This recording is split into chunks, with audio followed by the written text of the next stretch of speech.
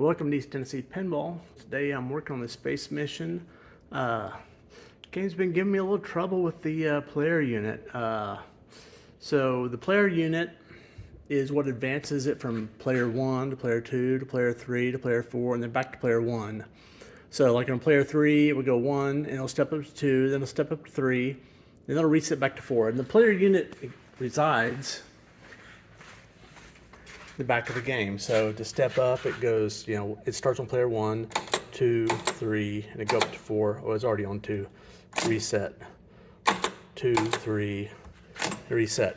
So that's the step up player step up coil. That's a player unit reset coil. So those were not working. They would work some of the time, but not all the time. And it was very intermittent kind of problem, driving me crazy. So I cleaned that unit back there. I was happy with the way that was performing, so dug in the schematics. Where to find it? So that's supposed to say player unit step up. It says player unit setup, just a typo. And that's the player unit reset. So both of those are fed from the reset relay. So that's a make or break. So basically these pulses come from this yellow line. They go through a bunch of stuff. That player reset relay determines whether it goes, after the ball goes through, whether it either steps up or it resets. So if it resets, it goes back to player 1.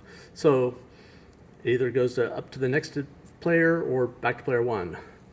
So it wasn't either one of those. It might not step up or it might not reset. So I was kind of thinking it was something before that. So basically what I did is the out-hole relay, there's a switch on the out-hole relay. Between the yellow and the red and green switch. I cleaned that. There's a normally closed on the extra ball relay between the red and green and the red and white. I cleaned that. Between the ball index relay, normally open between the red and green, and B is, I forget what B is. It's not blue. I think B is black in this nomenclature. There's a guide here somewhere. Where are we at? Yeah, B is black. Okay, let's go back up to 6. There we are. And then on the score motor between black and red and white and brown. So I cleaned all those switches. Everything was still screwy.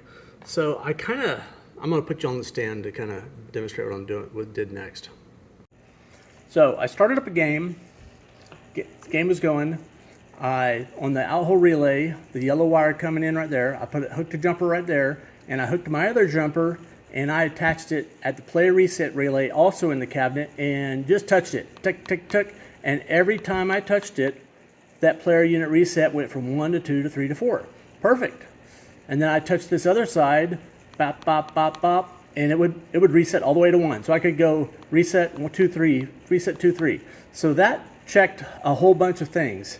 It checked that basically my player unit was working in the back of the back box, and also what's not shown on this is the Jones plugs between the cabinet and the head. So there's all these wires go through Jones plugs. So those were all good.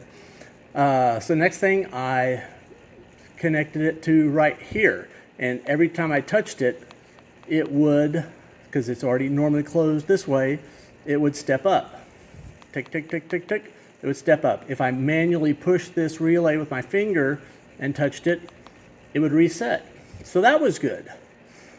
Next thing I did is I connected actually I connected it at the ball index relay on the black and red, and played a game in my hands, and it was working.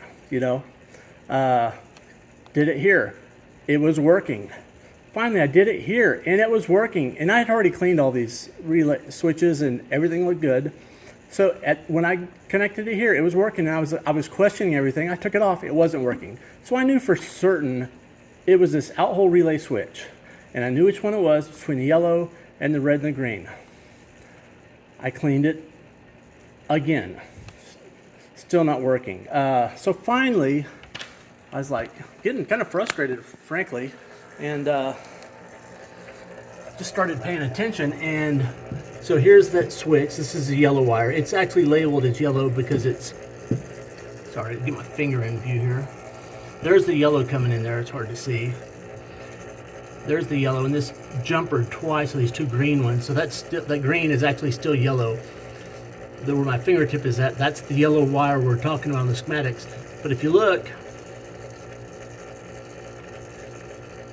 the solder, if it was, yeah, I guess it was soldered, but it's not soldered anymore. It's broken free, and that's why it was just working kind of sporadically. I think you can see that there. It's not soldered in. That's been my problem. This is one of these deals where I always try to catch those things when I first go through the machine, and basically when I adjust the switches and clean the switches, I usually give a tug on the wires. I probably did tug it, but I just wasn't paying close enough attention to see that. Those things are so much easier to catch with your eyeball than have to track it down the way I just did it. Because, you know, you assume the wires are actually making contact most of the time. Usually they are, but this one wasn't. So anyway, I found it, brute force. This is why you don't want to have to fix it by using the schematics if you can avoid it. I mean, most of the stuff, if you can just fix it by cleaning and adjusting everything without really knowing what it is you're fixing, it's much faster and easier than having to do the alternative. Of course, sometimes you're going to have to do this, and but if you can, as much as you can fix without using the schematics, you'll be further along. Hope you liked the video. Please subscribe. Adios.